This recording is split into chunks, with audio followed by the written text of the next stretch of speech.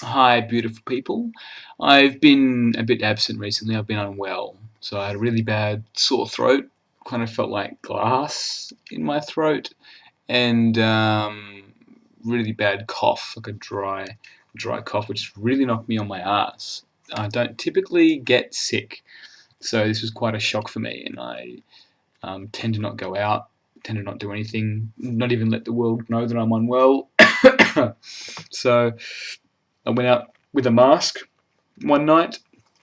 Did not let anybody else get infected because I'm if I get sick, I feel like it's nasty. I don't want to give it to anybody else, so I just protected others by wearing a mask, which is normally I'll be really paranoid about, like not looking good or looking like I'm wearing like I'm a leper or some kind of like I have some ailment, and everyone have a look at me. I'm unclean, as one of the lads from the warrior group now mentioned. So this video is going to be a bit about the warrior. So I'm going into warrior training with Robert Kirby over the next few months, and we had a pre-warrior meeting 2 days ago, and we went into character analysis and some foundational work for character analysis, which we've done a little bits and pieces before, but this is much richer and much deeper, and it was freaking delicious. Like we were imparted with some priceless resources. Like Robert was trained by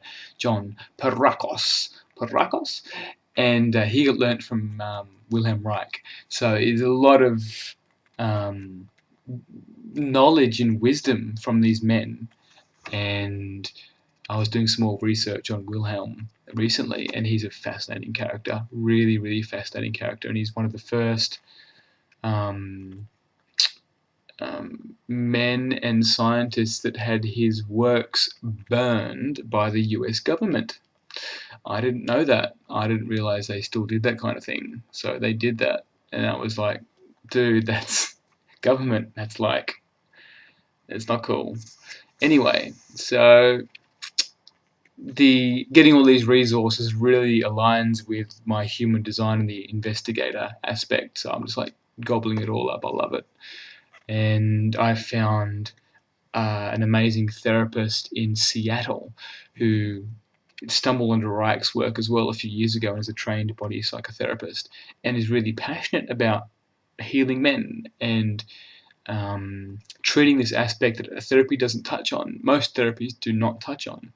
And he seems like a really genuine character, and his content is really easy to read. But he goes into stuff like the nice guy theory and the whiny little boy theory and some other ones.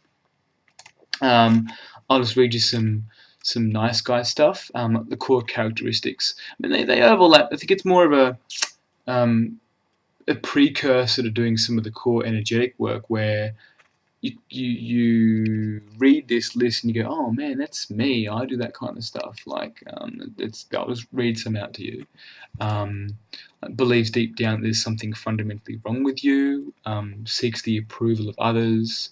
Hides mistakes and anything he believes that he may be disliked by, which leads to being secretive and unavailable and dishonest. Doesn't take a stand in conflicts. Is seductive. Putting other people's needs and wants before his own, feels controlled by others, avoids male activities and the company of men, is secretive, presents himself as non-sexual, has an anxiety-driven sexual agenda, interacts mostly in the realm of fantasy, especially with women. So I see a lot of myself in that, quite honestly. And when I think back over a lot of my behaviour, like I'm like a fake, a fraud, and the number of people that I didn't have genuine connections with, and what those connections could have been like, it's quite sad. Just thinking about it, and I've hurt a lot of people by not being honest. So yeah, it's hmm, hmm. And the other characteristic was the whiny little boy. It's the pattern of complaining to your woman about your woman, as if your woman was also your mother and supposed to take care of you. And of course, she can't respond to that. Like there's too many paradoxes in there.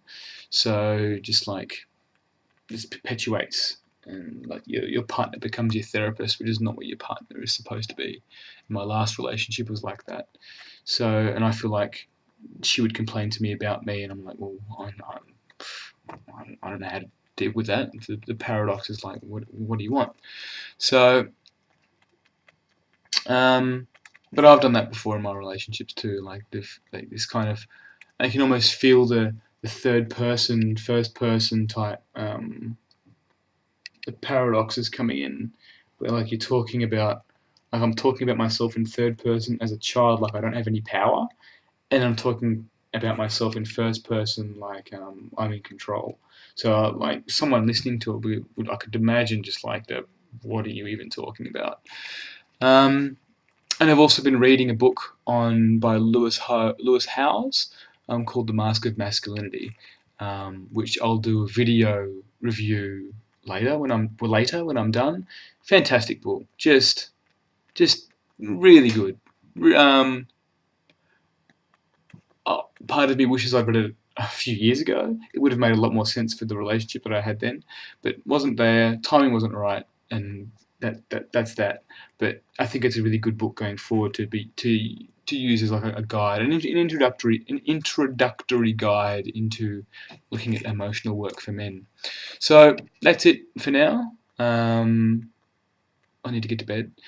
Tomorrow I'm hopefully going to go to a drumming circle, so I'm pretty keen for that. I'm concerned my health. I've still got the cough on cue, so excuse me. Not a big fan of wanting to spread that around, but I think part of me really wants to go and cook some things. So thanks for listening, and exciting times are upon us. Peace.